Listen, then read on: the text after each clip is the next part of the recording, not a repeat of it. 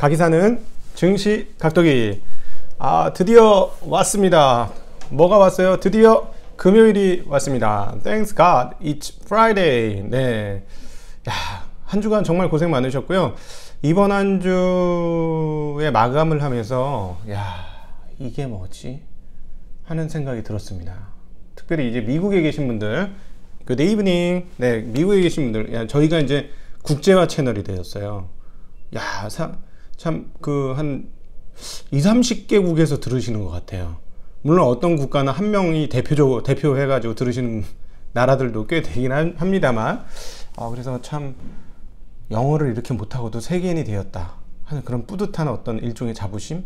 네, 그리고 제가 미스 USA는 아는데 미스 USA는 뭘까요? 네, 거기서 뭐 유명하답니다. 감사합니다.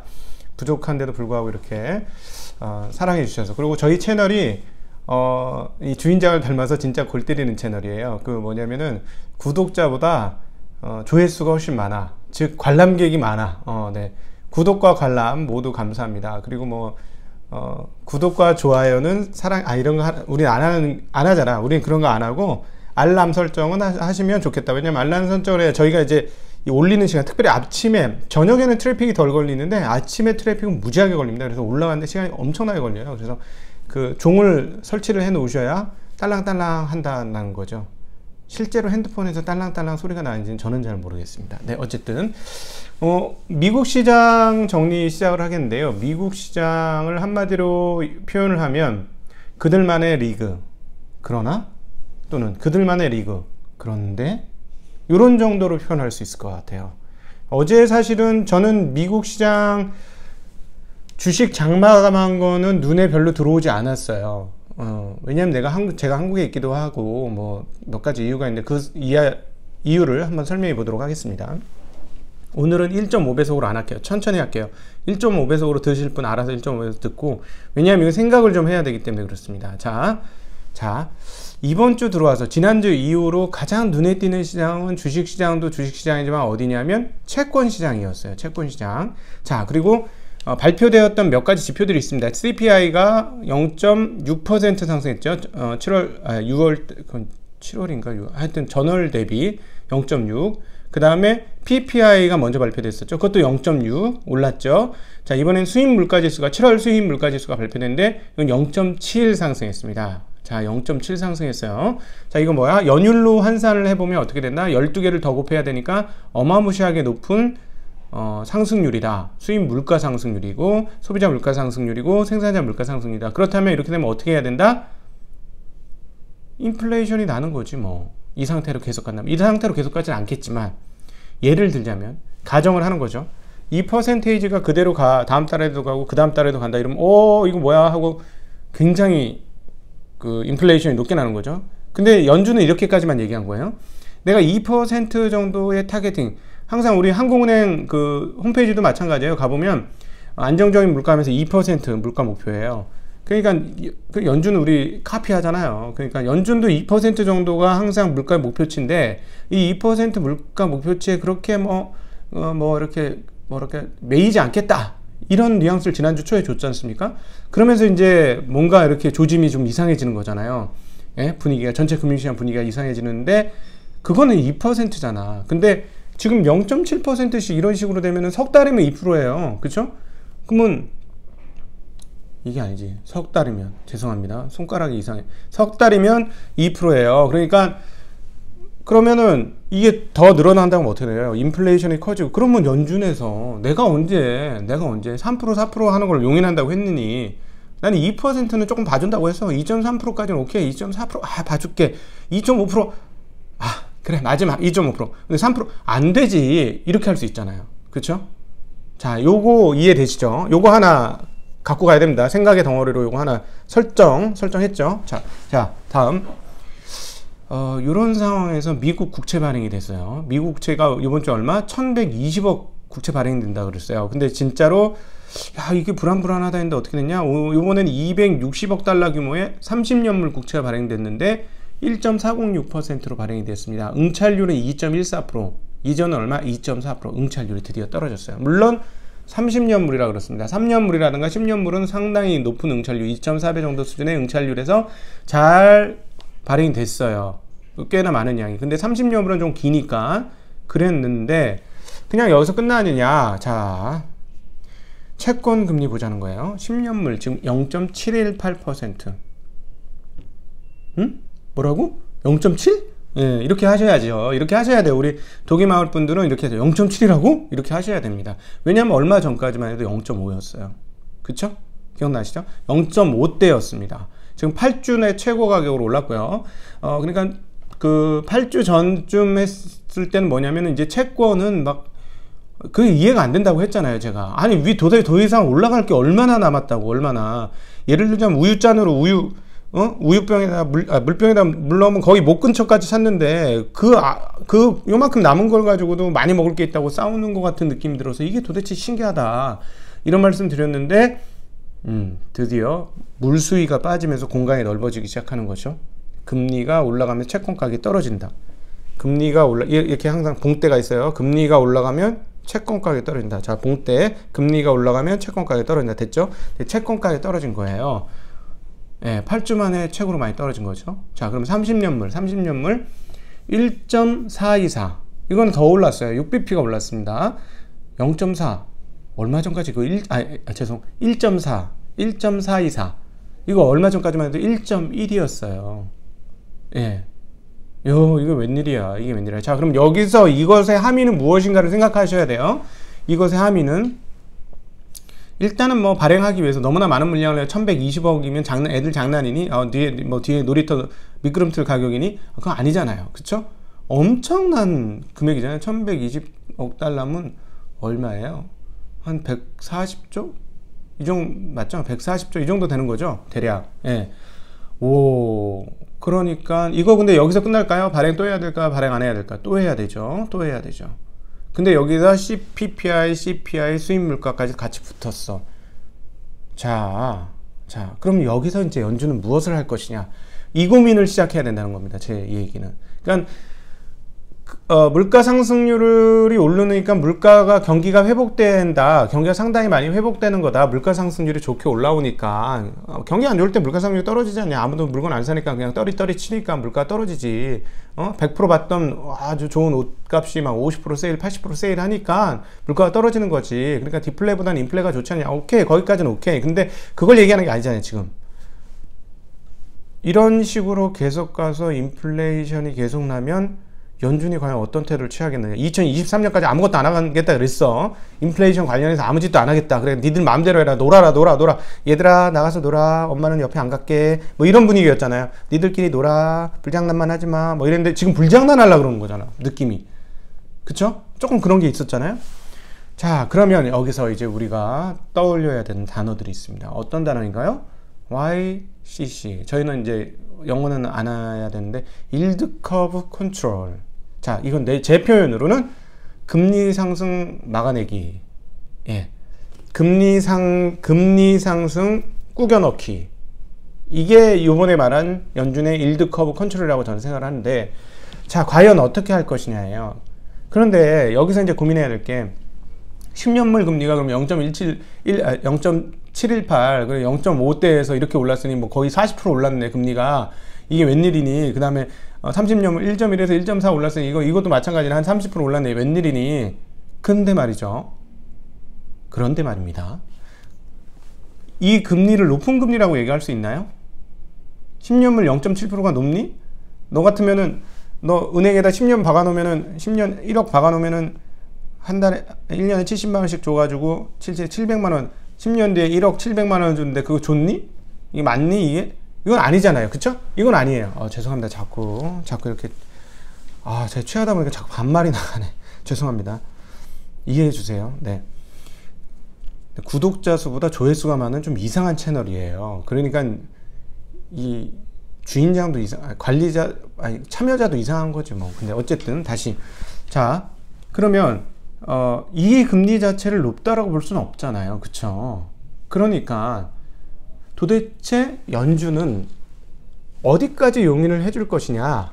이게 오늘의 핵심이다. 이게 오늘 주식시장의 핵심은 이거다. 연준이 도대체 이 금리 상황을 어디까지 허용해 줄 것이냐. 자, 다른 데서 이 얘기 안 할걸. 아, 부끄럽습니다. 네, 이게 되게 중요한 거예요. 왜냐하면 연준이 허용해주면 어떻게 돼? 허용해주면 그 인플레이션 고지. 왜냐하면 이렇게 해봐야, 어제도 말씀드렸잖아요. 그 무슨 저기 레이트 있잖아. 이븐 레이트.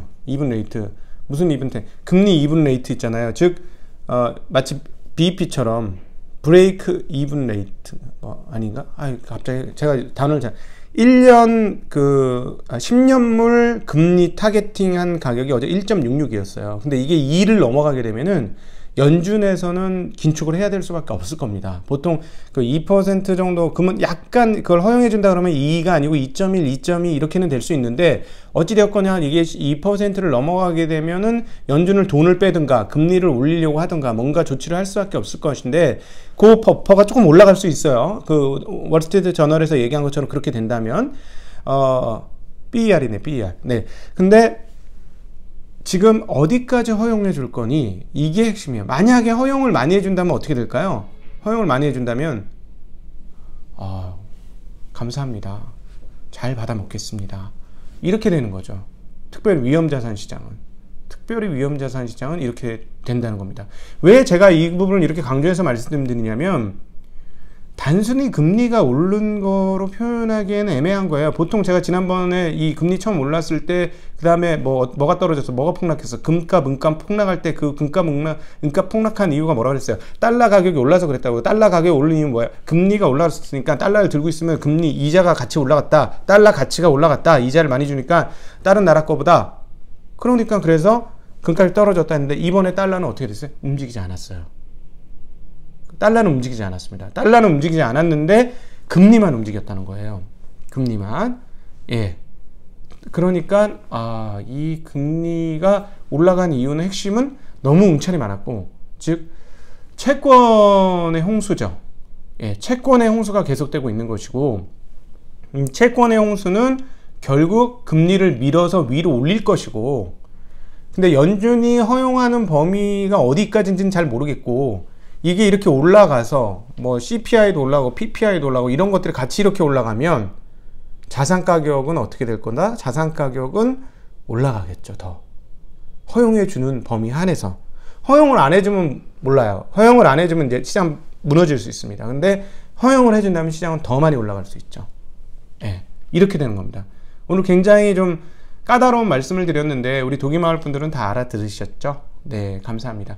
잘 못 알아들으시겠는 분들은 인터넷에 에듀캐스트 딱 치고 들어가 보시면, 여의도의 슈퍼 1타 강사인 사람이 돈을 잃지 않는 쉬운 투자라는 강의를 하나 유료로 런칭해 놨어요. 유료니까 알아서 여러 사람이 그냥 같이 들으시는데, 제가 이런 거 중이 제 머리를 잘 못 갖고, 하여튼 그거 들으시면 좀 도움이 되실 거고, 투자를 잘하고 싶으신 분들은 그런 걸 들으시면 도움이 됩니다. 네, 어쨌든 그렇습니다. 부끄럽습니다. 네. 그래서 이제 이건 정리가 됐죠? 네. 그래서 이렇게 되면 저는 한국 시장이나 여타 신흥국 시장이나 이런 부분들이 나쁠 게 없어 보입니다. 그러니까 미국 시장만 봐서는, 오늘 미국 시장이 다우도 0.29% 빠졌고, S&P도 0.2% 빠졌고, 러셀도 0.27% 빠졌습니다. 나스닥은 0.27% 올랐는데, 대표 기술주들이 상당히 양호하거나 몇 가지는 올랐어요. 그러면서 이제 지수를 땡겨줬는데, 나머지는 전반적으로 이렇게 어두운 분위기였죠. 예, 주식시장만 보면 되게 분위기가 어두워요.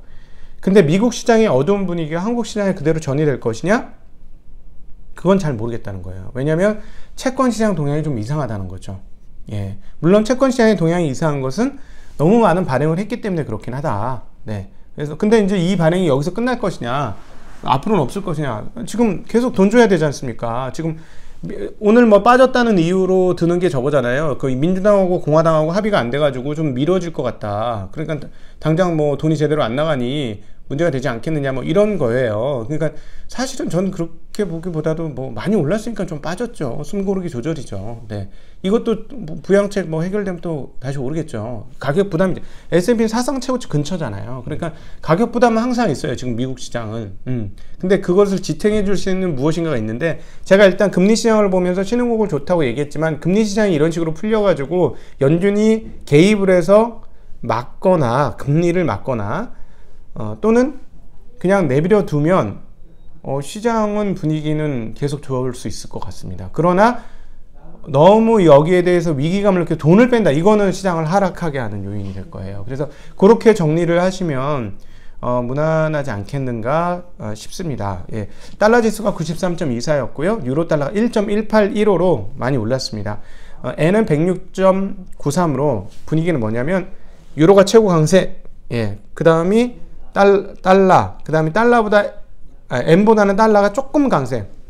그래서 순서가 유로, 달러, 엔 이렇게 되어 있는 상황이에요. 그래서 달러가 막 같이 올랐으면 그 채권 가격 금리 상승, 채권 가격 하락, 금리 상승에 따른 이런 것들이 시장에 전반적으로 반영이 된 것이다, 이렇게 볼 수 있는데, 오늘은 채권 시장만 눈에 띈 거예요.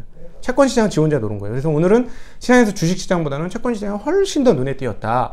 과연 이것이 신흥국이라든가 원자재에 과연 어떤 영향을 미칠 것인가, 앞으로 이 부분들이 대단히 중요하다는 말씀을 드리겠습니다. 네. 파란 넥타이 메고 왔다고 한국 시장이 떨어진다, 이런 생각은 하지 마세요. 네, 저는 사실은 빨간 넥타이가 별로 없고 한 3분의 2는 이쪽 계통이야. 파란색 계통이니까 그렇게 이해를 해 주셨으면 좋겠습니다. 미중무역 약간 버벅버벅하는 소리 나고요. 현홍빈 중국 상무부 부장조리가 미국이 중국 기업에 대한 제한적 차별적 조치를 멈추기 바란다. 1단계 무역 합의 이행을 위한 조건을 만들기 바란다 라고 얘기했고요. 폼페이오는 틱톡과 위챗뿐 아니라 더 광범위할 미국의 제재가 이것보다 훨씬 더 광범위할 수도 있다라고 얘기했고, 트럼프 대통령은 중국이 홍콩을 운용하도록 하면 홍콩은 결코 성공할 수 없다. 중국의 강화된 통제 아래에서는 결코 글로벌 금융 중심지로서 성공할 수 없을 것이다 라고 얘기했습니다. 네, 유로는 달러 대비 0.21% 상승했고요. 달러는 엔화 대비 0.02% 상승을 하면서 마감을 했습니다. 이 사항들은 유튜브 바로 밑단에 댓글 다는 바로 밑단에 이 내용들을 같이 정리해 놓도록 하겠습니다. 네, 빨리 맞춰야 영상이 빨리 올라가니까 이상으로 마감하도록 하겠습니다. 저희는 유튜브에도 올라가고요, 네이버 오디오 클립에도 올라갑니다. 그래서 오디오만 듣고 싶으신 분은 네이버 오디오 클립에서 이 내용들을 들으시면 좋을 것 같아요. 사실은, 그리고 네이버 오디오 클립에는 제가 가끔씩 딴 얘기도 합니다. 우리 그 카페에 있는 분들을 향해서 질문에 대한 대답도 따로 해드리기도 하고요. 갑자기 이슈가 저녁에 늦게 발생했을 때, 마치 제가 반바지와 반팔만 입고 자기 직전에 갑자기 이거는 알려줘야 된다 생각이 나는 그런 것들이 있을 때 급하게 녹음을 해서 오디오 클립에만 올립니다. 동영상에 안 올리고요. 가끔씩 그렇게 하니까 오디오 클립도 같이 참고해 주시면 좋을 것 같습니다. 이상으로 오늘 금요일 아침 시황을 마치도록 하겠습니다. 여러분 한 주간 고생하셨고요. 오늘도 즐거운 하루 되시길, 그리고 즐거운 주말 되시길 빌겠습니다. Thanks God, it's Friday. 안녕.